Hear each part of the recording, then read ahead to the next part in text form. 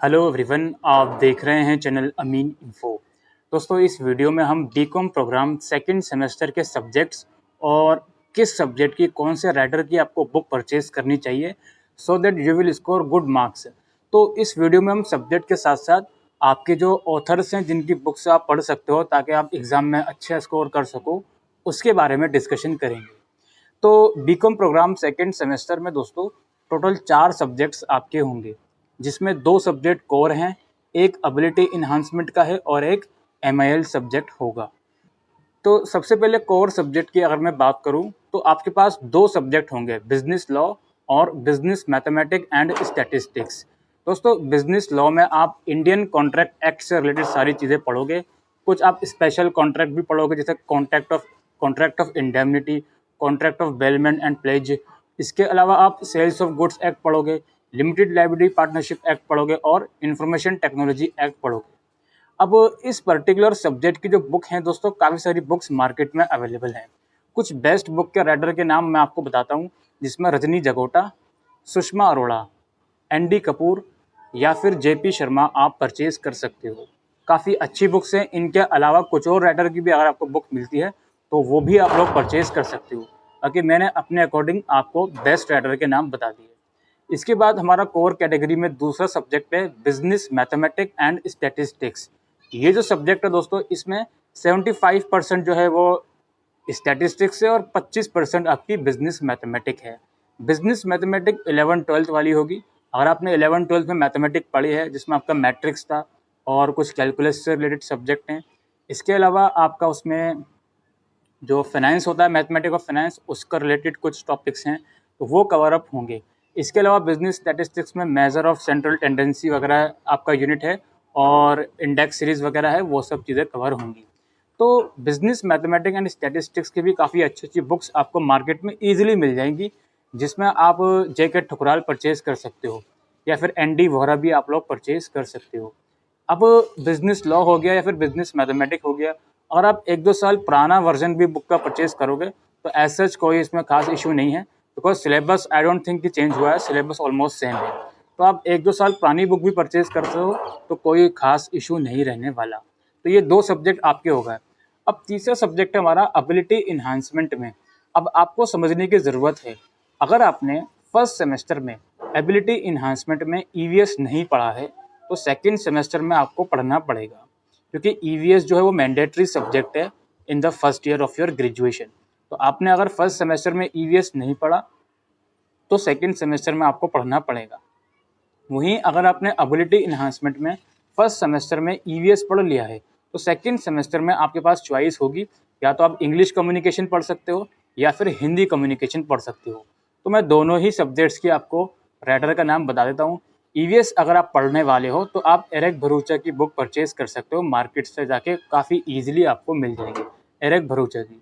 वहीं अगर आप जो है इंग्लिश कम्युनिकेशन या हिंदी कम्युनिकेशन पढ़ते हो तो उसका स्टडी मटेरियल मेरे अकॉर्डिंग इनफ है। और इंग्लिश कम्युनिकेशन में तो एज सच आपको रिपोर्ट राइटिंग के लिए या फिर इंटरव्यू का क्या फॉर्मेट होता है या फिर डायलॉग राइटिंग का क्या फॉर्मेट होता है, पब्लिक स्पीच का क्या फॉर्मेट होता है, उसके लिए एज सच कोई बुक की रिक्वायरमेंट नहीं है। आप गूगल से उसके फॉर्मेट या फिर किसी और रेफरेंस बुक से आप उसके फॉर्मेट देख सकते हो और प्रैक्टिस करते रहोगे तो इंग्लिश कम्युनिकेशन वैसे ही आपका क्लियर हो जाएगा। हिंदी कम्युनिकेशन में भी स्टडी मटेरियल से आप पढ़ेंगे और एक 10 ईयर आप साथ में ले सकते हो। तो एईसीसी में अगर आपके पास ईवीएस है तो एरिक भरूचा परचेज करिए, और अगर आप इंग्लिश कम्युनिकेशन या हिंदी कम्युनिकेशन चूज़ करने वाले हो तो मैंने आपको बता दिया 10 ईयर आप परचेज कर सकते हो या फिर स्टडी मटेरियल के साथ साथ साथ पढ़ सकते हो। फिर जो हमारा फोर्थ सब्जेक्ट है वो है एमआईएल का। अब देखिए, अगर आपके पास फर्स्ट सेमेस्टर में एमआईएल में इंग्लिश या हिंदी थी, अब मैं यहाँ पर एमआईएल की बात कर रहा हूँ, इससे आप एईसीसी को बिल्कुल भी कंफ्यूज मत करिएगा, ठीक है। अगर आपके पास फर्स्ट सेमेस्टर में एमआईएल में इंग्लिश पढ़ी थी, इंग्लिश लैंग्वेज थ्रू लिटरेचर या फिर इंग्लिश फ्लुएंसी या फिर इंग्लिश प्रोफिशिएंसी, इन तीनों में से कोई एक सब्जेक्ट आप फर्स्ट सेमेस्टर में पढ़ चुके हो तो सेकंड सेमेस्टर में आप हिंदी पढ़ोगे, ठीक है। हिंदी पढ़ोगे या फिर कोई और आपके पास एमआईएल लैंग्वेज है वो पढ़ोगे। वहीं अगर आपने फर्स्ट सेमेस्टर में एमआईएल कैटेगरी में, एईसीसी से बिल्कुल कंफ्यूज मत होना, एमआईएल कैटेगरी में हिंदी ऑलरेडी पढ़ ली है तो सेकंड सेमेस्टर में आप इंग्लिश पढ़ोगे। अब देखो, अगर आप हिंदी पढ़ने वाले हो, कोई लैंग्वेज पढ़ने वाले हो सेकंड सेमेस्टर में, तो आप वो डिपेंड करेगा वो लैंग्वेज आपने कौन सी क्लास तक पढ़ी है। अगर क्लास 12 तक पढ़ी है तो आप उस पर्टिकुलर लैंग्वेज का ए पढ़ोगे, लाइक हिंदी ए पढ़ोगे। अगर क्लास 10 तक वो आपने लैंग्वेज पढ़ी है तो हिंदी बी पढ़ोगे। वहीं अगर क्लास 8 तक पढ़ी है तो हिंदी सी पढ़ोगे। वहीं आपने अगर हिंदी MIL वाला सब्जेक्ट फर्स्ट सेमेस्टर में ऑलरेडी पढ़ लिया है तो आप फिर इंग्लिश पढ़ोगे, इंग्लिश लैंग्वेज थ्रू लिटरेचर पढ़ोगे अगर आपकी क्लास 12 में इंग्लिश सब्जेक्ट में 80 अबव मार्क्स थे। वहीं इंग्लिश बी पढ़ोगे, इंग्लिश फ्लुएंसी पढ़ोगे अगर 80 से कम और 60 से ज़्यादा थे। वहीं 60 से भी कम मार्क्स थे तो इंग्लिश प्रोफिशिएंसी पढ़ोगे। वहीं अगर आपने क्लास 12 में इंग्लिश नहीं पढ़ी, क्लास 10 तक पढ़ी है तो इंग्लिश बी यानी कि इंग्लिश फ्लुएंसी आपको पढ़नी है। अब इन सब्जेक्ट तो हमें पढ़ना पता चल गया, अब इसके हमको बुक कौन सी परचेज करनी चाहिए। देखिए, अगर आप इंग्लिश लैंग्वेज थ्रू लिटरेचर या इंग्लिश फ्लुएंसी वगैरह पढ़ने वाले हो तो आपको 10 ईयर इनफ है। 10 ईयर से पढ़ोगे तो वो इनफ है, आप अच्छा स्कोर कर सकते हो। वहीं अगर आप हिंदी पढ़ना चाहते हो तो हिंदी के लिए भी कुछ टॉपिक हैं जो आपको स्टडी मटेरियल में से कुछ टॉपिक मिल जाएंगे। वैसे स्टडी मटेरियल उतना कुछ खास नहीं है हिंदी का, ठीक है।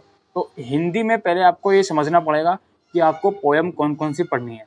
उस पोएम को आप चाहो तो गूगल से उस पोएम की जितनी भी सारी समरी होती है वो निकाल के उसको समझ सकते हो, ठीक है। पोएम का जो पोएट है जैसे राजेंद्र प्रसाद या फिर जो भी अलग अलग आपके पोएट हैं, उन पोएट के बारे में नोट, ठीक है, उन पोएट के बारे में नोट आपको पढ़ना है और हिंदी भाषा के ऊपर आपको नोट पूछा जा सकता है।